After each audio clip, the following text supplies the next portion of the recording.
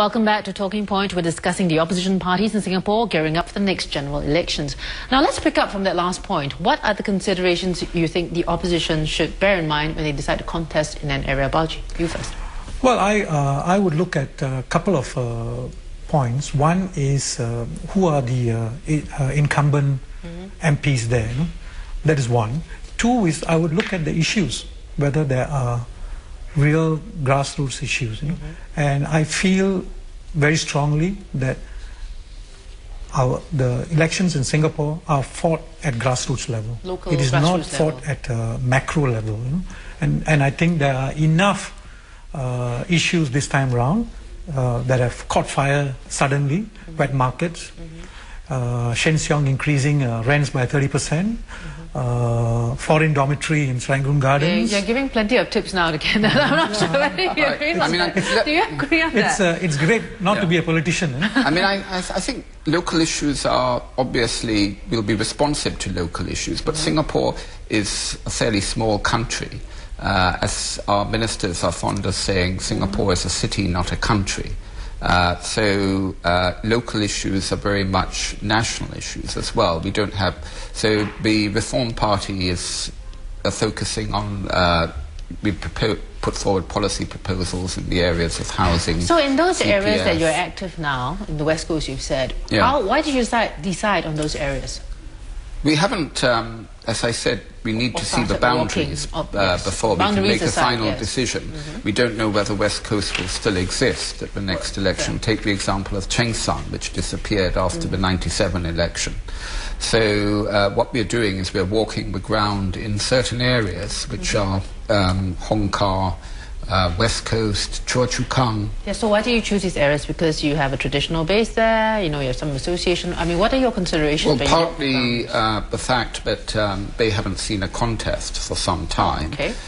So we want to avoid a possible three-cornered fight. Okay.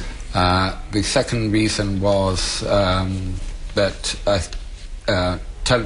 West Coast has certain historical associations because my father was MP in Anson, which is next door to Telok Blangah, and he stood there a couple of times. I think he almost got in Telok Blangah. So there are historical connections. Okay, let's go back to issues. Eugene, what do you think? National or local issues? I don't think you can draw that strict dichotomy, right? I think, for example, if you talk about the dormitories in Serangoon, it's a local issue, but it pertains to the whole issue of immigration in Singapore, right? You know, which is proving to be a fairly sensitive issue. So, but I think here really the opposition needs to pool their resources together. You know, be it candidates, be it local knowledge, right? So if you have a party that has been working in constituency A and now says, you know, well, we're not going to contest it, right? Then I think, you know, that party could help, for example, you know, the incoming party to get a better understanding of the ground.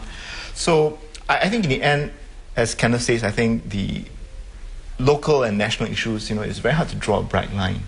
Right, because I think in the end Singapore is so small, and many of the local issues actually are a manifestation of larger national issues. Let's turn to candidates now, Balji. I mean, quality of candidates. I mean, do you think the quality of opposition candidates has improved? I mean, the PAP says it always has difficulty attracting candidates as well. What do you think? Has it changed? Well, I think the Reform Party is the only one that has come out and given and announced its candidates. So it's very difficult to make a comparison now and make a judgment now. But I think that looking back at the last elections, I think the candidates will be a good. We will have a good line of list of candidates. You know, I'm sure there will be. You know, if I'm taking a Reform Party candidate. How difficult is it for you to attract people to join? Well, there's still candidates. Obviously, Deborah, there's still a lot of the climate of fear to overcome. So what I'm saying is, don't be afraid. Yes. Come in. And it's amazing how many people still tell me that their boss wouldn't like it or they can't get involved in politics. But I'd say it's your democratic right. It's guaranteed by our constitution. You have the right. And certainly by announcing our candidates, that's one of the aspects of combating that climate and encouraging people to come forward. In fact, we've been very pleased by the response, the number of people who've come in as members of the Reform Party.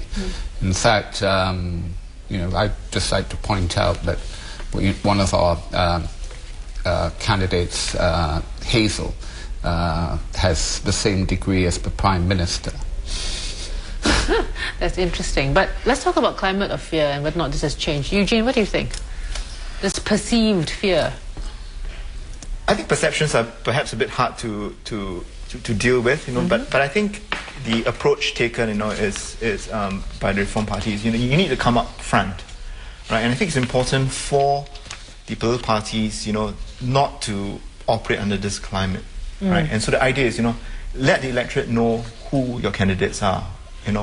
What does your party stand for, right? So that by the time the elections come, right, you're not a stranger, where the electorate is concerned. So I think it's important for the opposition parties, to have presence, to have profile, and certainly to develop prominence, right? Because you can't be seen as a stranger. Balji, do you think, going by trying to answer your question as directly as possible, I think there's less fear now. That's the sense I have, There's still fear. I'm not saying there's no fear, but the fear is less, and I would even say it's much less now.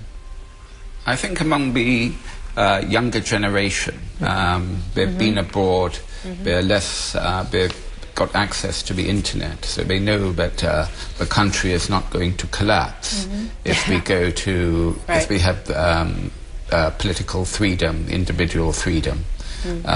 We can see the examples of other Asian countries. So, the oft-trotted out argument that Asian values are necessary for economic progress, or that a lack of freedom doesn't hold water, really. I mean, we look at Taiwan, we look at Korea, both have now got stable two-party systems, and much higher degree of political freedom. We've got Indonesia, a much poorer country than Singapore, but which still is making economic progress. India, which has now at last growth rates approaching Chinese levels. So, it's difficult to make the argument that repression, but if you look at the richest countries... Repression a bit strong, Kenneth. in the world, they are generally ones with high degrees of individual freedom. All right, thank you. Well, we actually have to wrap. Any last word on when you think the election will be? Eugene? Well, I think certainly, for me, it would probably be next year, I think, yeah. Balji, what's your guess? Early next year, soon after the budget. Now, the next general election will likely be a more exciting affair, higher stakes for all parties, with more chances for the opposition to win seats and a presence in Parliament. Whether it's through the non-constituency MP route or through winning in constituencies, opposition politics looks set to be a feature of the next Parliament. With higher stakes, can the opposition work out strategies to win, or are they too diverse or fragmented to work together? I expect it will be exciting times ahead. Join me again next Sunday. Good night.